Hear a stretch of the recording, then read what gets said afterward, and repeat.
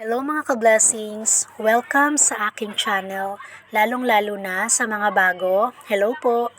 So sa video nga ngayon mga ka-blessings, ipapakita ko sa inyo yung mga kaganapan kapag papasok na kami sa aming trabaho. So itong mga nakikita nyo ngayon, lahat yan mga ka-workmates ko. So nagtatrabaho kami sa isang store lamang. Mostly dito mga cashier. Then meron lang isa or dalawa na supervisor at saka sales staff. Then yung aming driver, bali malaking van ito. Bali meron po kaming service sa aming trabaho. Sa pagpasok namin at saka sa aming pag-uwi, meron po kaming service. So mamaya mga ka-blessings, ipaparinig ko sa inyo kung gaano ka mga may ingay, mga marites yung aking mga katrabaho. So sa ngayon, pinahinaan ko muna para marinig nyo ng maigi yung aking boses. So, ganun talaga, buhay OFW.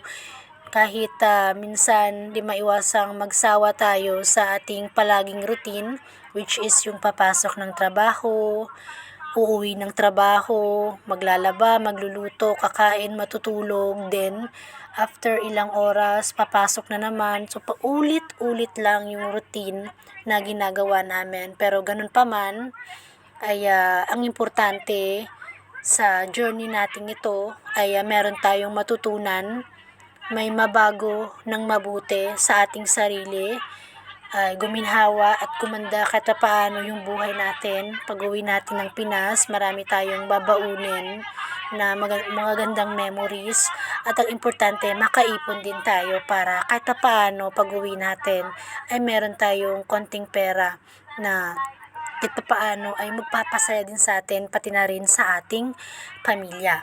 Kumbaga, laban lang kasi nga 'di ba, hindi naman tayo ilalagay ni Lord sa sitwasyon na kung alam niyang hindi natin kaya. Kaya kung nandito na tayo sa abroad, tuloy lang natin, laban lang. Laban lang palagi kahit na minsan nahihirapan tayo, minsan masabi nating ayaw na natin, gusto na nating mag-stop or umuwi ng Pinas. Kumbaga, ituloy na natin kasi nandito na tayo. Isipin na lang natin na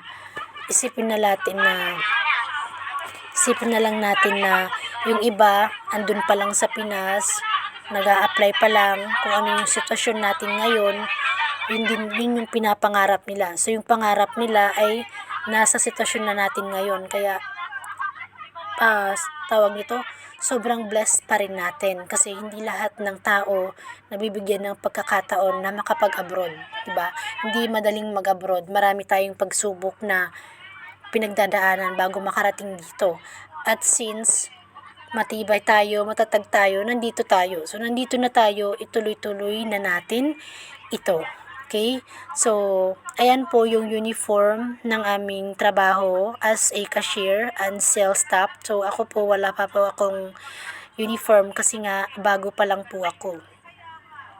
So, I think mga 2 to 3 months bago magkaroon ng 2 to 3 months onwards bago ako magkaroon ng uniform ko na tulad nito. So, paparinig ko na nga sa inyo kung gaano sila kaingay. Chares.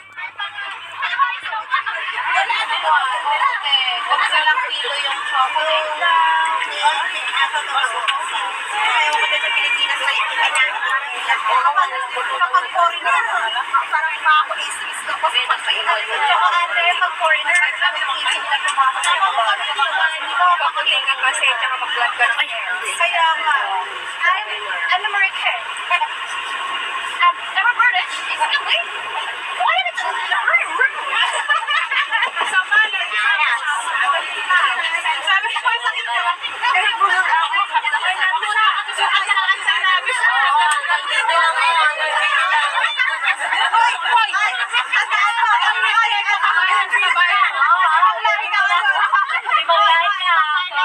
Ayan nga mga ka-blessing, sobrang ingay nila. So, kahit medyo nagsasawa tayo sa paulit-ulit na routine, nabubusog naman ako everyday kasi nga ang ganda ng tanawin namin.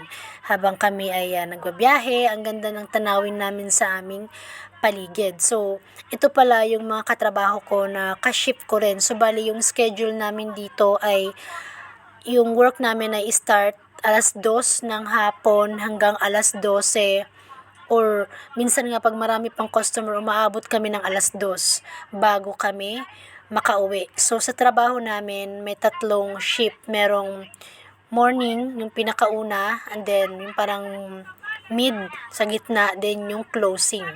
So kami, itong shift na ito ay closing schedule. Ayan.